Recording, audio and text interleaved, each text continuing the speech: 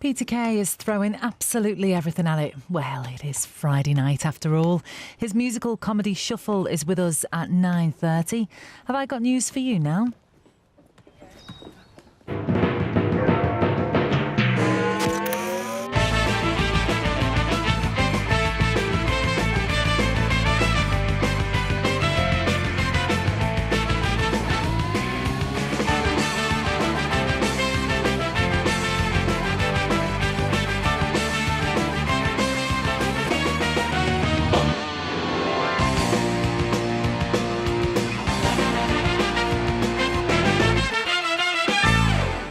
Good evening and welcome to Have I Got News For You? I'm Romesh Ranganathan.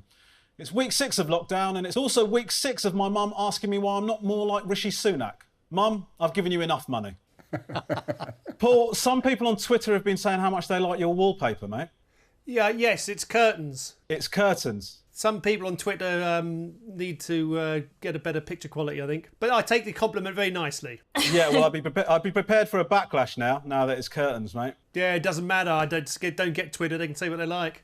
Ian, I hate to be the bearer of bad news, but I'm afraid that once again, your bookshelves have come up short. This week, it's been all about J.K. Rowling's, who's been so bored in lockdown, she's decided to rearrange her books according to colour. Let's have a look at her illuminating efforts. She really is very, very bored indeed. I've got plenty to do. I haven't got time to rearrange my bookshelves. I'm going to see the cricket. It's on next door. To repeat. On Ian's team tonight is comedian Maisie Adam, who recently tweeted that she's living with her brother and boyfriend. Maisie, can you please confirm that is 2 people? Yes.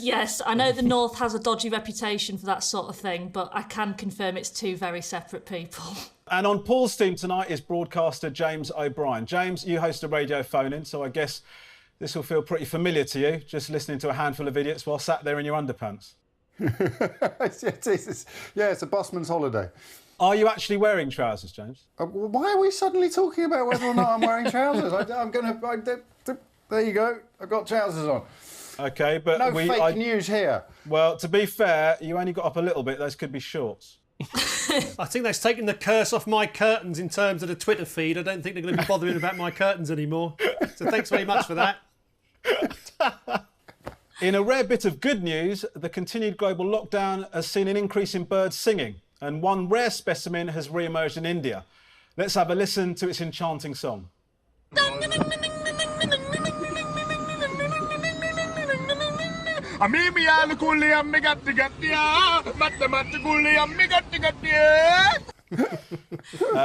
I've reliably been informed that they would have included that clip regardless of whether I would have been presenting or not. It's good to see that the emu's career wasn't cut short by the death of Rod Hull. Following the cancellation of his flight to Magaluf, one man refused to let it get in the way of his holiday plans.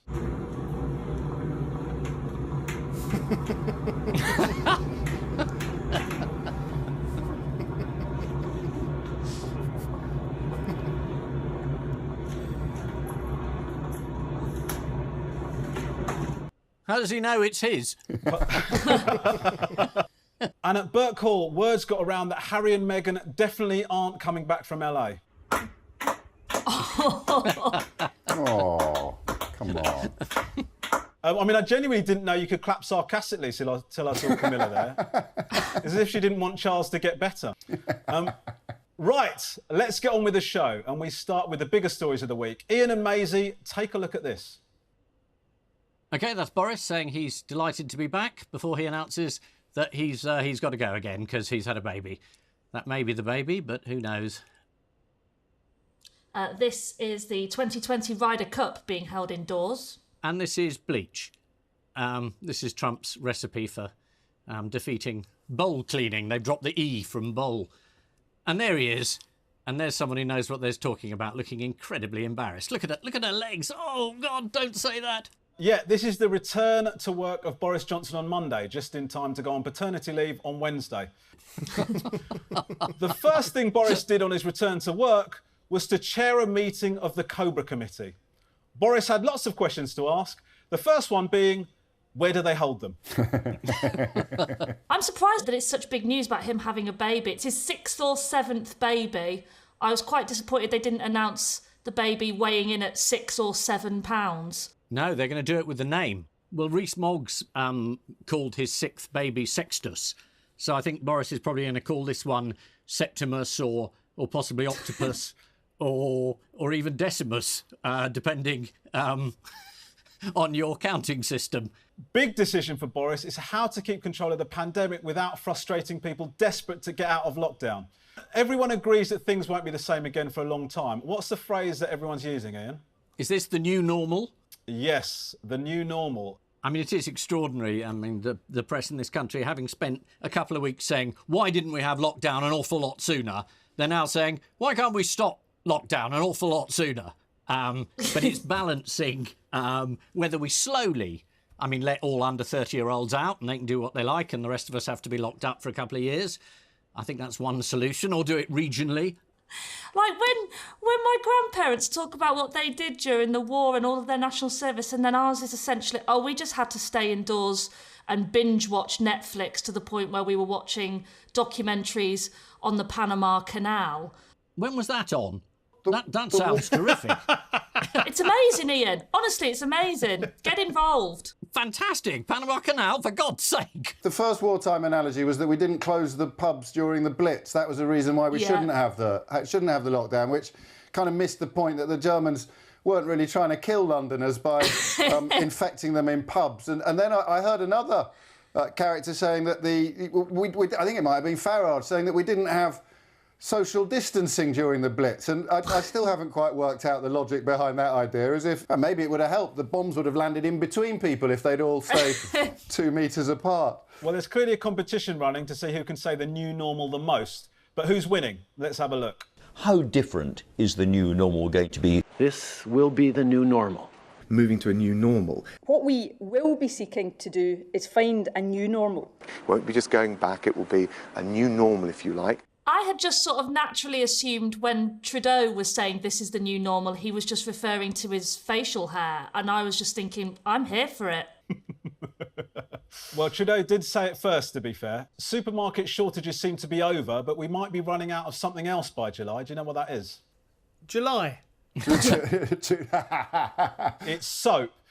But by soap, I mean Coronation Street, EastEnders, Emmerdale and Hollyoaks. Yeah, will they start putting this into the storylines of soaps, do you think? They'll start putting COVID-19 storylines into EastEnders. And then you really would have a reason to shout, get out of my pub. It's very rare that I've watched an episode of EastEnders and thought this could do with being a bit bleaker. Is it going to be Coronation Street? Oh, very good. Thank you very much. Yeah, I don't believe that clap. That's a Prince of Wales clap. That is a Camilla clap.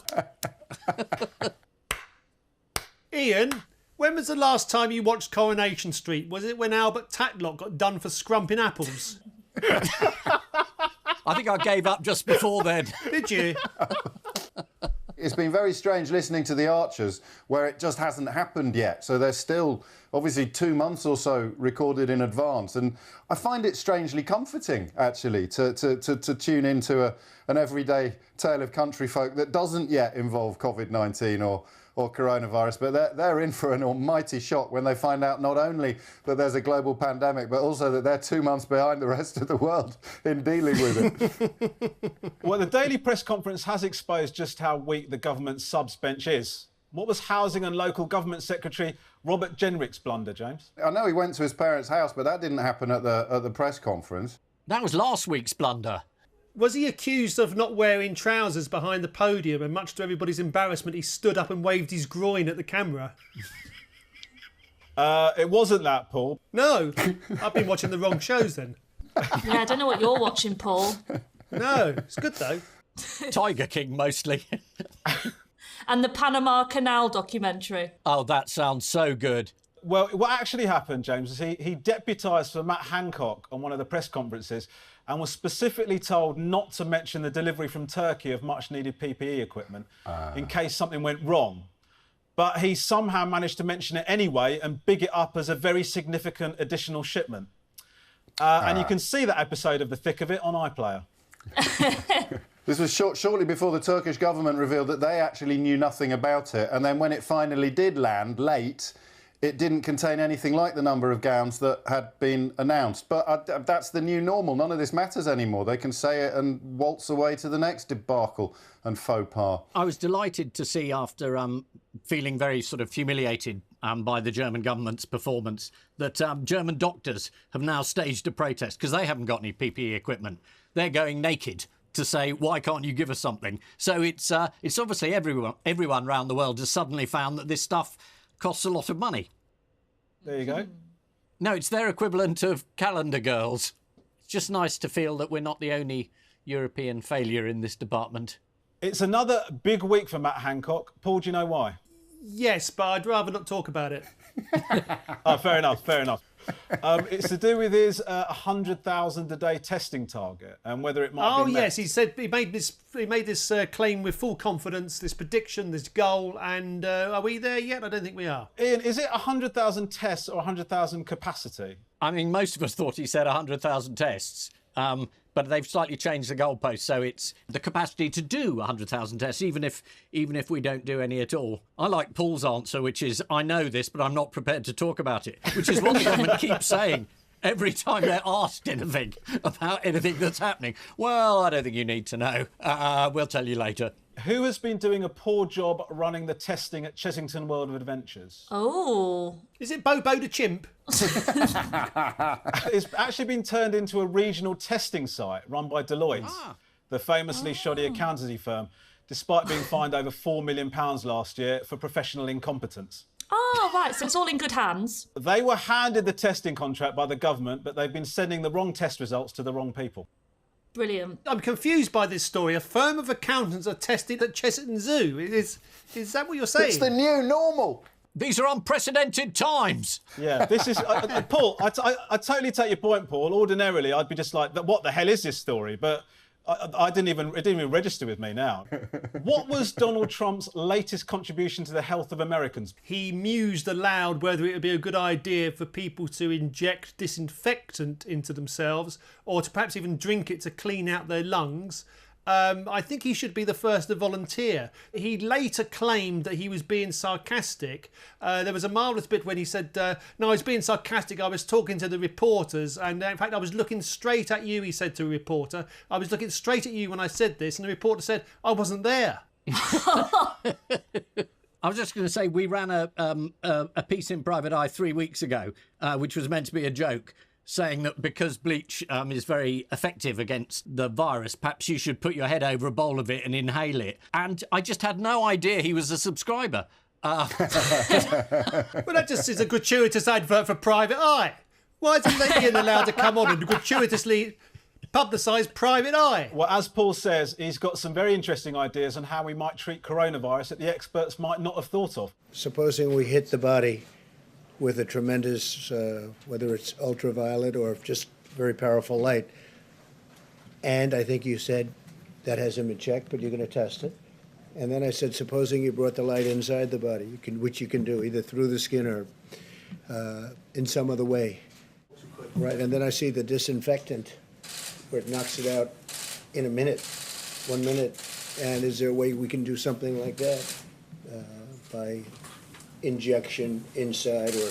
Oh, she just looks like every woman who's sat at the bus stop minding their own business and the weird, crazy guy just doesn't leave them alone. Like, her logic is just stare at the ground for long enough and maybe he'll go away. I can think of a good way of getting light into his body. I'd shove an angle-poised lamp right up the Oval Office. She's not completely blameless either, because she's given interviews in which she said that Donald Trump's business past, which involves various bankrupt casinos, has given him skills and insights that really help him understand the science in this case. Here he is saying goodbye to the first person to try injecting themselves with disinfectant. We'll do it. If you can remember back that far, this is the return to work of Boris Johnson on Monday. There's speculation as to how Boris's new son might affect his thinking on government policy.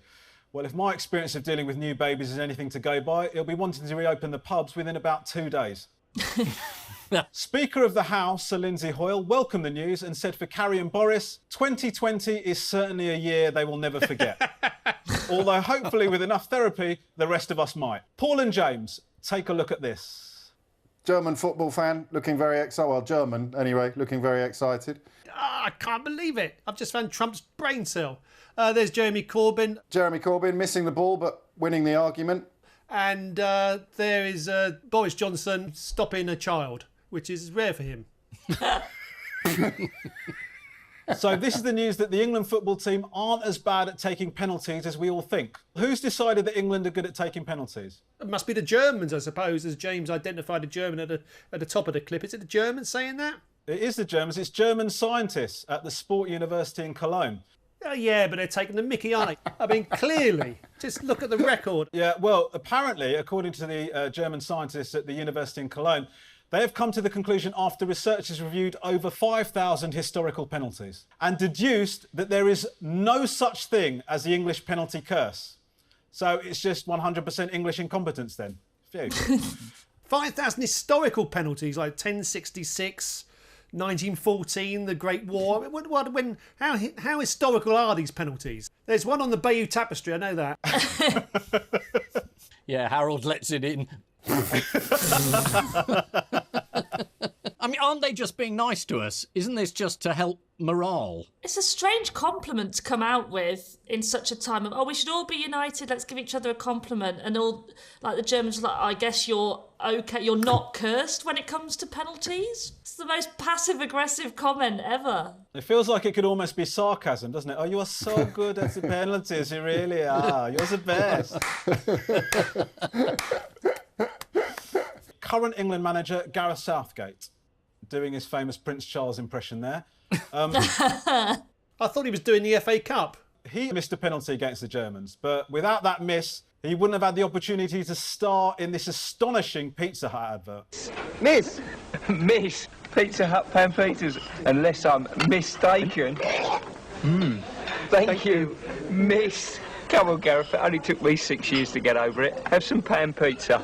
Pan pizza from Pizza Hut. A light, fluffy base with a crispy crust smothered with generous toppings. Thanks a lot, boys. I feel much better now. Ooh, this time he's at the post. To be fair, he was ahead of his time. That's how we're all going to be eating in restaurants from now on. This is the news that English footballers are surprisingly good at taking penalties. The report also concluded that my eyes are really straight and that I don't overly rely on my mum for TV formats. Priti Patel welcomed the news, adding that England also have a 100% record of not losing penalty shootouts when there is no football happening. Time now for round two. Rather than buzzers this week, I want you to pick a noise or phrase to shout out when you think you know the answer. So, Maisie, you look like you're already ready there with something. I am ready. That's nice. Ian, have you got something? I have. I've got these clippers, which my neighbour dropped off, and he said, you need to use these, which I thought was quite rude, but I haven't yet, but... Great. James? I'll go for a catchphrase, if I may, and I will choose the catchphrase of the head of the World Health Organization from 6 or 7 weeks ago when he urged every country on the planet to test. OK, thank you. And Paul, what have you got? I've got my dear friend Nicholas Parsons introducing Just a Minute. Welcome to Just a Minute.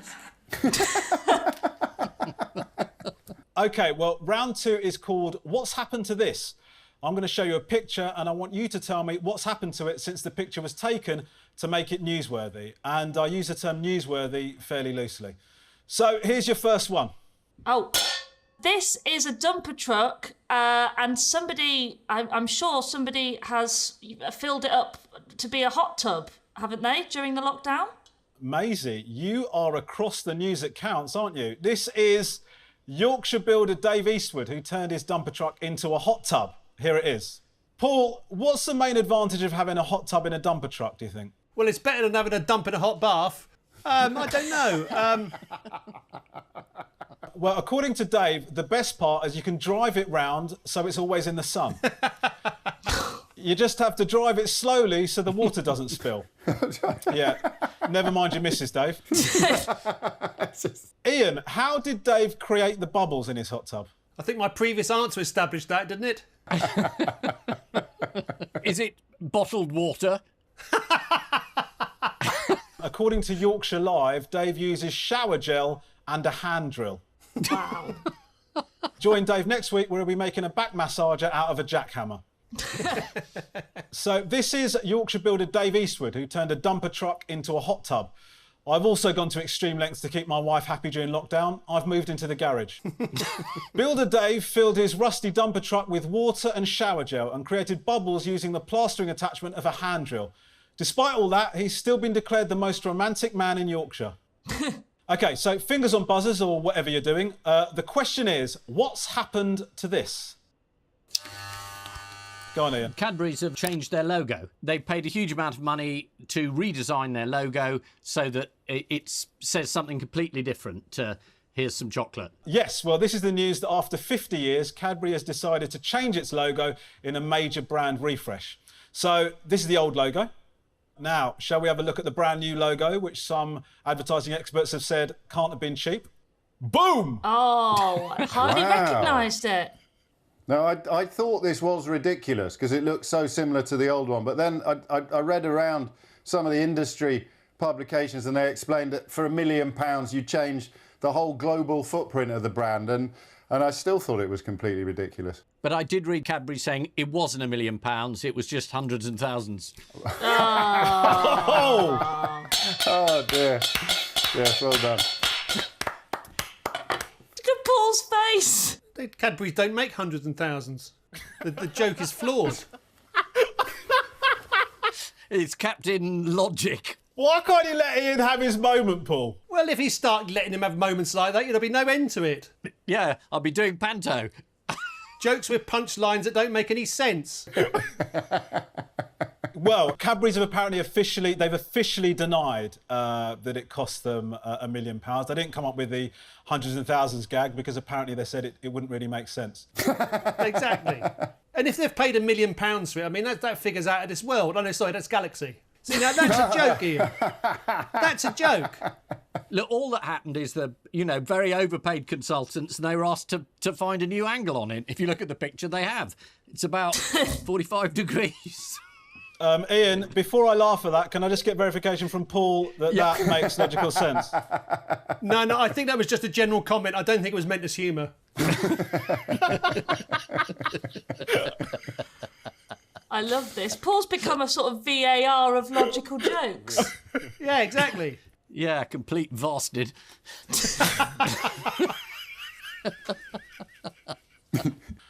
A Cadbury spokesman said, this is part of a much wider brand refresh, which will touch all of Cadbury's visual assets.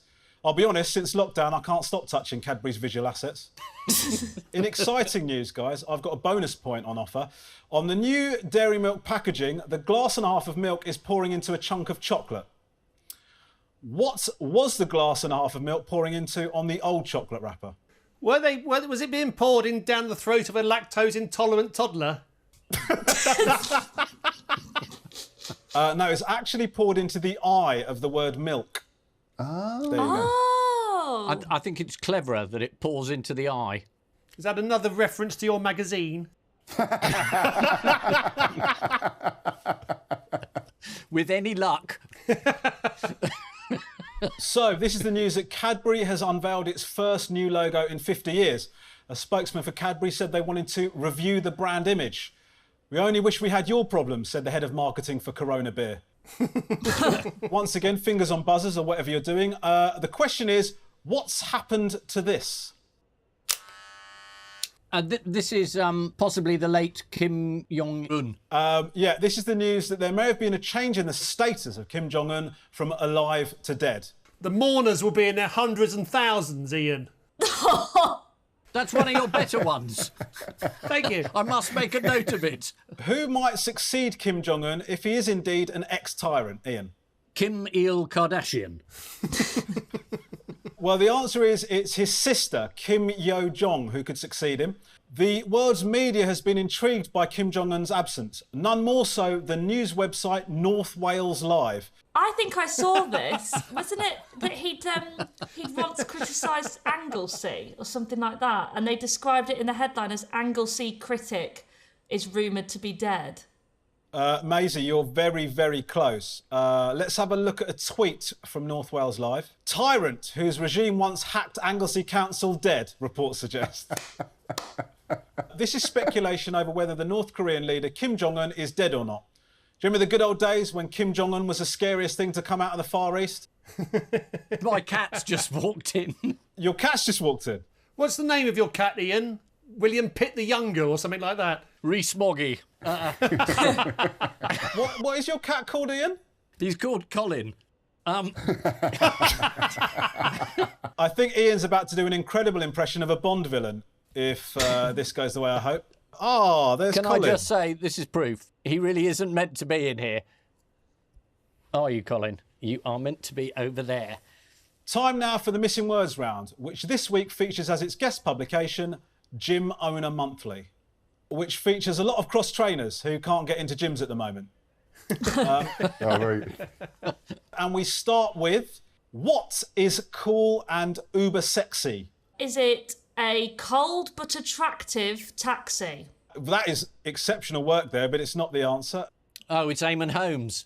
Eamon Holmes? No, it's not Eamon Holmes. New gymnasium equipment imported from Finland is cool and uber sexy. You're not far off. It's a good juice bar in a gym is cool and uber sexy. This is an article from Gym Owner Monthly about the importance of having the right ambience in your on-site juice bar. I've not been able to go to the gym for the past 5 weeks and 39 years. Next. Woman accidentally orders headphones inscribed with the words, what? Do not resuscitate. It's not do not resuscitate. Property of Eamon Holmes. Do not resuscitate. All good answers, not the correct one. The correct answer is woman accidentally orders headphones inscribed with the words, leave in the back garden if I'm not there. This week, Rosa from Market Harbour accidentally personalised her new headphones with her delivery instructions. Here's the case they came in. Oh, lovely. Oh, that's brilliant. Oh, bless. And finally, man tries to conquer fear of heights by what? But unfortunately, what? Man tries to conquer fear of heights by climbing tree, but unfortunately falls out. Correct answer is man tries to conquer fear of heights by climbing onto a stepladder in his garden, but unfortunately falls into a hedge. It's a story of Alan Gill from Wrexham who tried to cure his fear of heights with a stepladder. Let's have a look.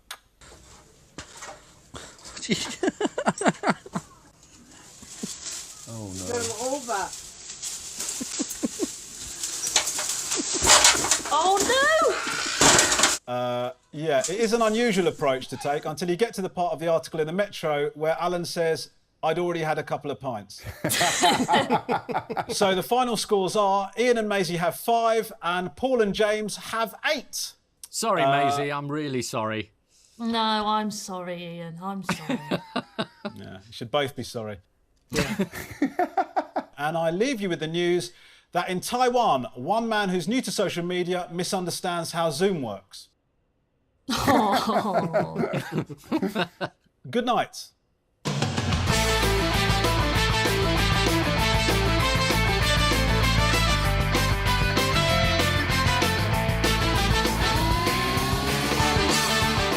They're back in their virtual world next Thursday night at 9.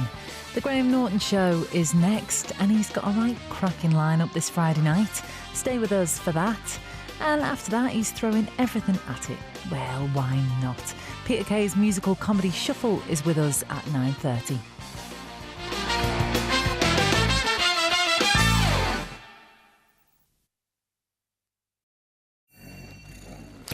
Hello, Romesh here. Now, for obvious reasons, the Ranganation's going to look a little bit different this